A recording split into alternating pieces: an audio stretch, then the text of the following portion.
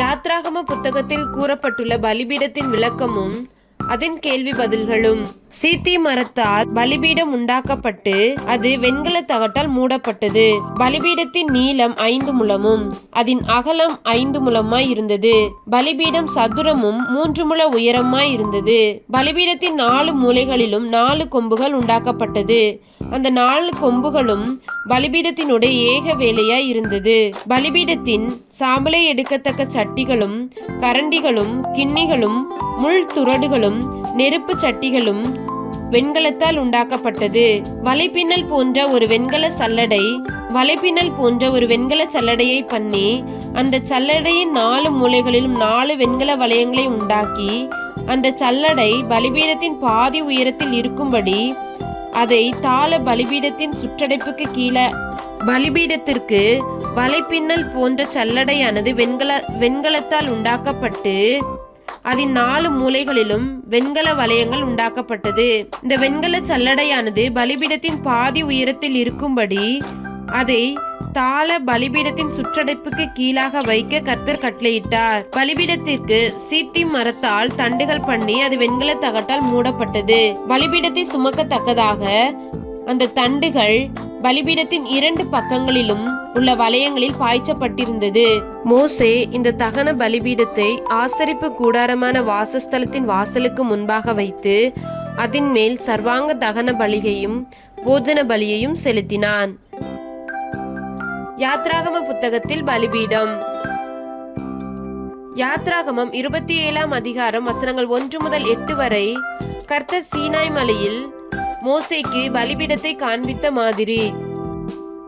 யாத்ராகமம் 38 வசனங்கள் 1 முதல் 7, 30 வசனங்களில் மோசே பெசலெயேலுக்கு கற்பித்தபடி அவன் பலிபீடத்தை செய்தது. யாத்ராகமம் 39 வசனத்தில் செய்து முடிக்கப்பட்ட பலிபீடம் மோசேயின் இடத்தில் கொண்டு வரப்படுதல். யாத்ராகமம் 40 6, 29 வசனங்களில் ஆசரிப்பு கூடாரத்தில் பலிபீடம் வைக்கப்பட வேண்டிய இடத்தை கர்த்தர் கற்பித்தலும் மோசே அந்த இடத்தில் பலிபீடத்தை வைத்தலும். பலிபீடத்தை குறித்த கேள்வி பதில்கள். கேள்வி: சீத்தி மரத்தினால் செய்யப்பட்ட பலிபீடத்தின் நீளமும் அகலமும் எவ்வளவு? பதில்: 5 முழம். கேள்வி: பலிபீடம் சதுரமும் எத்தனை முழ உயரமாய் இருக்க வேண்டும்? பதில்: 3 முழம். கேள்வி: பலிபீடத்தின் 4 மூலைகளிலும் உண்டாக்கப்படும் 4 கொம்புகளும் எந்த தகட்டால் மூடப்பட வேண்டும்?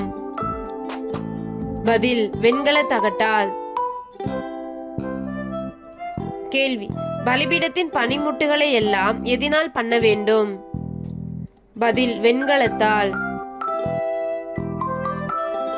கேள்வி: பலிபீடத்திற்காக செய்யப்படும் வெண்கல சல்லடையானது பலிபீடத்தில் எங்கே இருக்க வேண்டும்? பதில்: பலிபீடத்தின் பாதி உயரத்தில்.